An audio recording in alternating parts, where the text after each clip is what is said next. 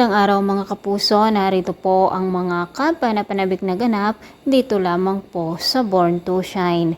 Kahit na tinanggal ni Monica si Jenny dito sa Yumi o Astra M ay hindi dito magtatapos ang pagpapatuloy ng pangarap nitong si Jenny dahil nga po dito kay Coach Bana na kung saan ay kumuha kay Jenny bilang maging solo artist para maipagpatuloy niya ang kanyang naudlot na pangarap.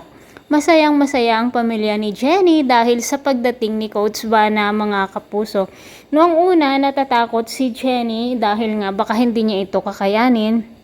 Ngunit dahil na rin sa kanyang mga magulang at nagmamahal sa kanya ay talagang gagawin niya ito mga kapuso para ipakita sa lahat ng mga taong gumawa sa kanya ng hindi kanais-nais, lalong-lalo na itong si Megan at Dara na kakayanin niyang tumayo mag-isa. Nagulat nga ang Nixie nang makita nila si Jenny mga kapuso at lalong mas nagulat si Chika Nene nang ipahayag nitong si Coach Bana na magiging solo artist bilang P-pop itong si Jenny at talaga namang mga kapuso ay nagulat ang lahat.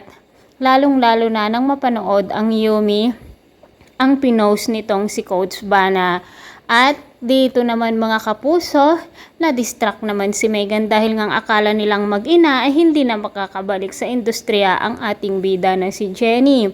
Si Sugar naman ang pupunta sa Japan upang mag-alaga dito kay Amelia.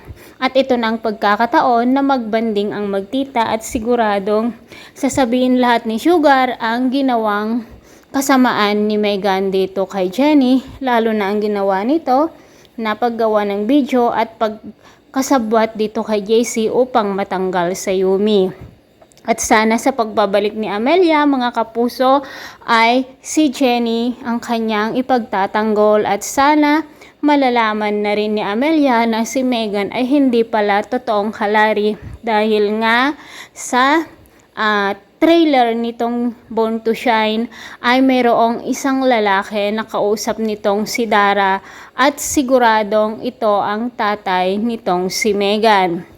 Mga kapuso, dahil nga napaka-assuming nitong si Megan ay hindi pa rin matanggap ng Yumi Girl na siya na ang leader dahil iba talagang ugali nito at hindi niya pinapakinggan ang panig ng kanyang mga kamember. Gusto niya siya lamang ang masusunod.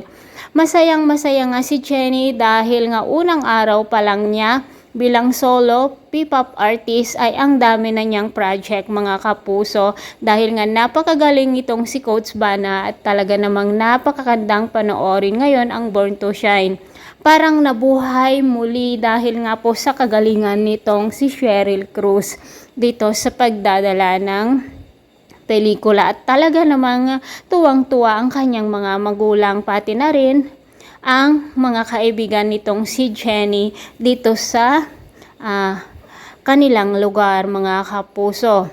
Nagsuntukan nga sina JC at Nate nang malaman ni Nate na gawa-gawa lamang ni JC iyon dahil nga wala silang relasyon nitong kay Jenny at utos lamang iyon ni Megan. Pumunta naman agad ni Nate dito sa bahay ni na Jenny upang humingi ng tawad at may dala pa itong bulaklak mga kapuso. Kapag malaman naman ni Monica na hindi totoo ang video na ginawa nitong si JC, ay siguradong magsisisi ito kung bakit niya tinanggal si Jenny. Dapat nga si Megan ang natanggal, diba, dahil napakasama ang kanyang pag-uugali. Pero sabi nga nila, ang kasamaan kailanman ay hindi magwawagi at makakarma din itong si Megan.